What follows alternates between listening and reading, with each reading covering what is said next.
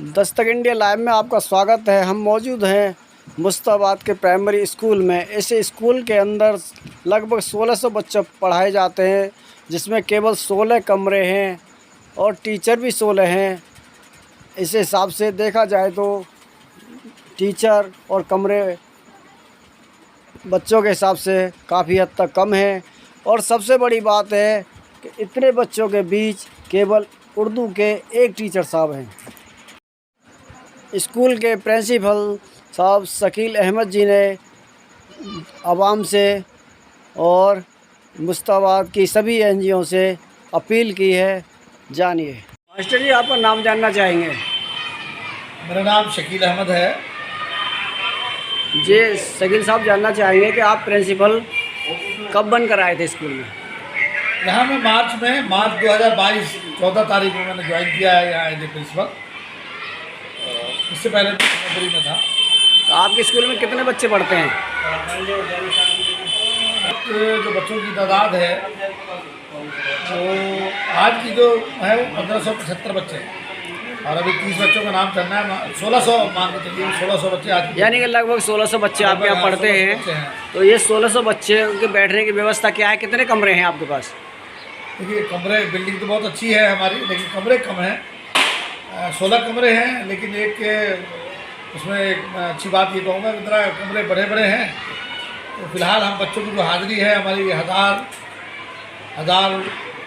या ज़्यादा से ज़्यादा 1100 तक बच्चे हैं, तो अभी हम बैठा ले रहे हैं इसको। यानी कि अगर माना जाए आपकी बात को कि 16 कमरे हैं, तो वो 16 कमरे बच्चों की पढ़ाई के लिए हैं या आपका स्टाफ रूम, प्रिंसिपल रूम सब उसी में है? 16 कमरे वो सिर्फ बच्चों के लिए हैं।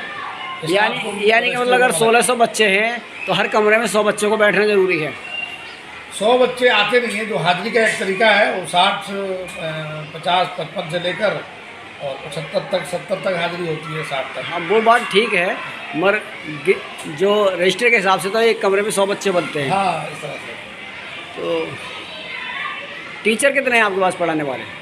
टीचर हमारे पास, देखिए, टीचर 16 टीचर हैं, 11 परमानेंट और 5 कॉन्ट्रैक्ट टीचर हैं। उसमें से एक ऑन ड्यूटी चल रहे हैं 2 साल से एसडीएम के यहाँ। कई बार लिख के दिया गया है और शायद जल्दी आए। यानी कि आपके पास इतनी बड़ी तादाद में बच्चे हैं, 1600 बच्चे, केवल 16 टीचर, 16 रूम हैं। तो इसको आप जो ऐसी स्थिति में किस तरीके से कवर कर पाते हैं? इस स्थिति में तो सबसे पहले तो मैं अपने टीचर को धन्यवाद कहूँगा। तो 3 सेक्शन वो लोग संभाल रहे हैं, 2 सेक्शन, 3 सेक्शन, सभी टीचर हमारे 2 सेक्शन से कम किसी के पास है ही नहीं। और 2 सेक्शन में भी या 3 सेक्शन में भी जो बच्चे होने चाहिए 40, उससे भी ज़्यादा के सेक्शन है। सबसे पहले मैं अपने टीचर को धन्यवाद कहूँगा कि ये लोग बहुत कोऑपरेट कर रहे हैं। और विभाग से भी बात हुई है, तो विभाग भी कुछ इस संबंध में कुछ करने वाला है वो तो।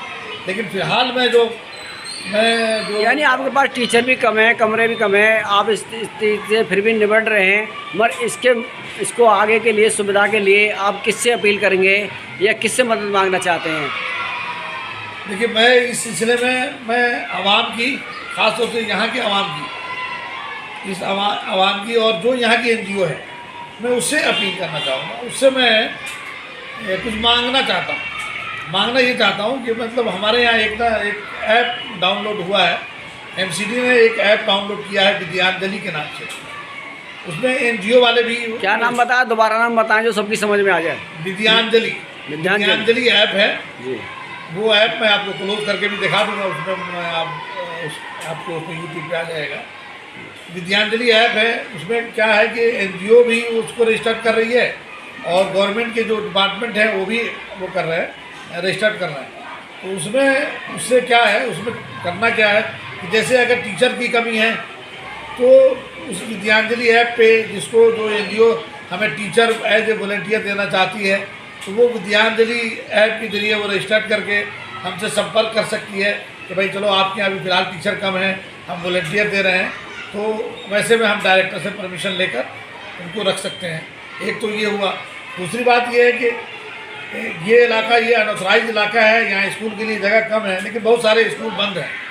तो मैं उन स्कूल वालों से या उन एनजीओ से कहूँगा जिनके पास जगह है वो आगे आएँ और वो डिपार्टमेंट से संपर्क करें, किराए पे देने की ऑफ़र करें, ताकि बच्चों को वो जगह अगर किराए पे जगह मिलती है तो बच्चे बैठने लगेंगे।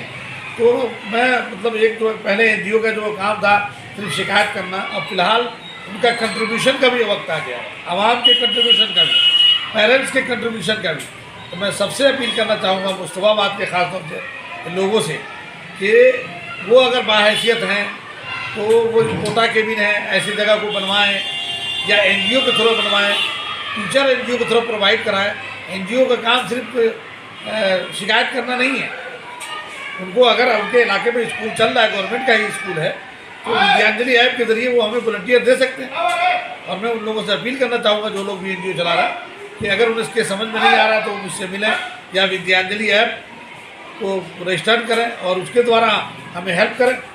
सरकार तो जो हेल्प करेगी, डिपार्टमेंट हमारी जो हेल्प करेगी वो तो कर रही है और हम उसको लिखतम पढ़तम कर रहे हैं। वो बेचारे जो भी डिपार्टमेंट के जरिए हो रहा है होगा और आगे भी कार्रवाई चल रही है यहाँ। यानी जो स्कूली जो समस्या हैं जैसे टीचर कम है या रूम कम है, इसके लिए आपने किसी विभाग में, शिक्षा विभाग में या इससे संबंधित किसी विभाग में आपने कोई लिखित शिकायत दी है? हाँ, हम लोगों ने ऑलरेडी फाइल चल रही है। जो जहाँ पहले ये स्कूल पीछे इस बराबर वाले में बिल्डिंग में प्लॉट में स्कूल था, उसको बनाने के लिए शिक्षा विभाग ऑलरेडी कार्यरत है। बहुत जल्द उसके सेक्शन आ जाएंगे।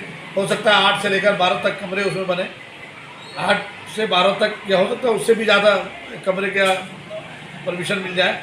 विभाग तो कर ही रहा है, लेकिन मैं तो देख रहा हूँ ना, मैं इलाके में बहुत सारी जगह खाली है, लोग स्कूल चला रहे थे बंद है, तो वो लोग आगे आए अवामी खिदमत के लिए, कुछ दिन तो हेल्प करें जब तक ये प्रोसेस चल रहा है।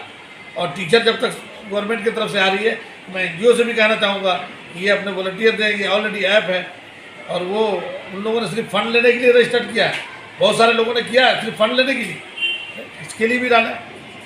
मैं खास तौर से भी यहाँ के सोफिया एनजीओ से रिक्वेस्ट करना चाहूँगा कि वो बहुत अच्छा काम कर रहे हैं और वो जहाँ हमें टीचर है जो वॉलंटियर कुछ टीचर प्रोवाइड कराएं, किसी तरह से CSR से कराएं या जिस तरह से भी, मैं उनसे मिलूँगा भी।